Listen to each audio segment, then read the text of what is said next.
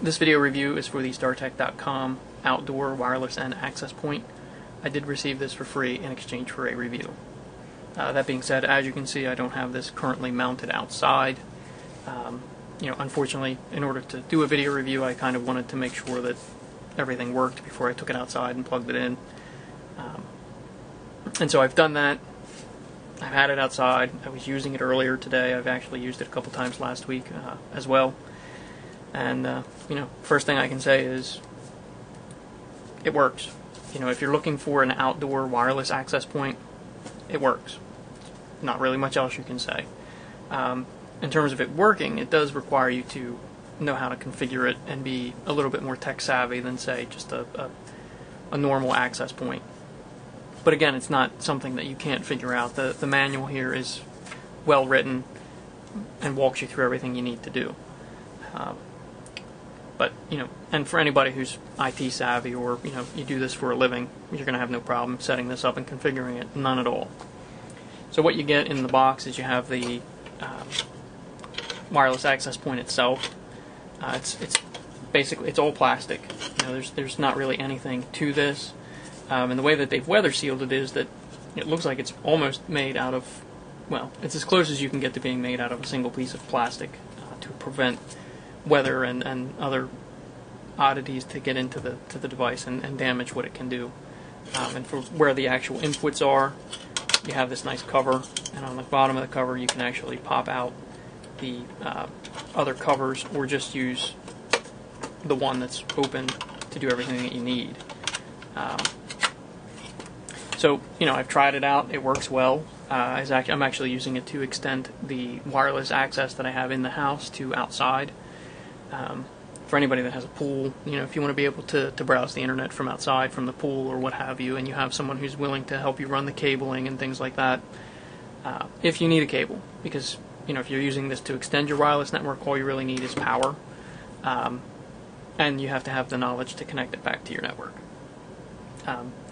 So, when you pop this open, what you'll notice is that there's no power connection here.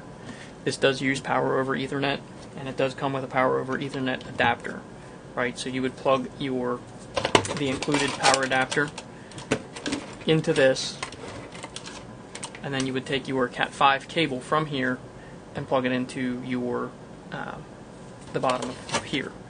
Now, according to the manual, and from what I found, is you have to use LAN port 1. Unfortunately, it's not clearly labeled on here what is LAN port 1.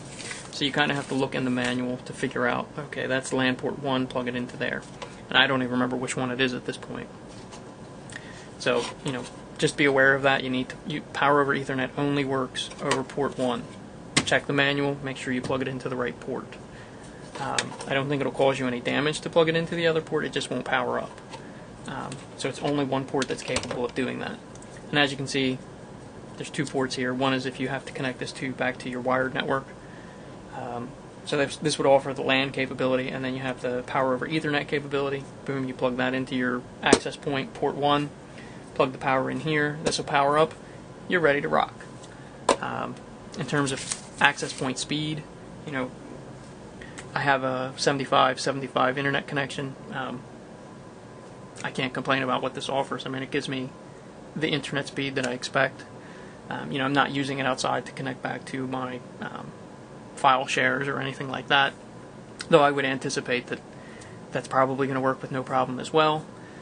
And at 300 megabits, it's even faster than having the old 10100 connection, I guess, for doing those kinds of things. Not faster, obviously, than gigabit connection or 10 gigabit connection, depending on what you have set up in your house or business. But it's definitely adequate. I've had about 7 or 8 devices running on it at once, and I've had no problems at all. Configuring it was fairly simple, at least for me. I come from an IT background. For those of you that don't come from an IT background and are willing to take the steps and want to walk through it, there's plenty of pictures. It tells you exactly what each piece is, and as you can see here, LAN 1 is actually the one that's closest to the reset button. That's where you plug your power over Ethernet in to get that to work. But overall, it tells you how to mount it. I would definitely recommend setting it up in the house, getting it to work in the house before taking it outside, or place of business, wherever you're setting it up. configure it, make sure it works, make sure you can connect your devices, make sure it gives you the speed that you're looking for, and you actually get what you expect out of it before you take it outside and mount it. You can mount it outside and then connect to it and try to configure it, but you're going to have a hard time once you've mounted it to see what the connection speed or the connection strength is back to your wireless network and things like that. So definitely set this up somewhere else before you mount it to the wall or pole mount it or whatever you do with it. In terms of reach, we have a decent sized backyard. I can pretty much go to each corner of the backyard and get a connection with no problem. So works a lot better than I expected. And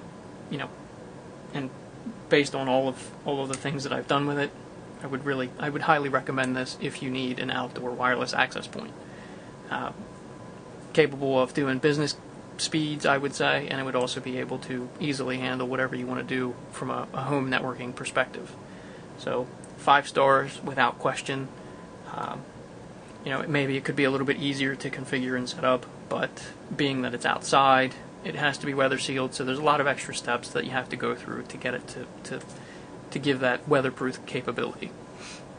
So, if you have the need, definitely highly recommend it. Works very well. If you have any questions or comments, leave them at the bottom of the review. Thanks for watching.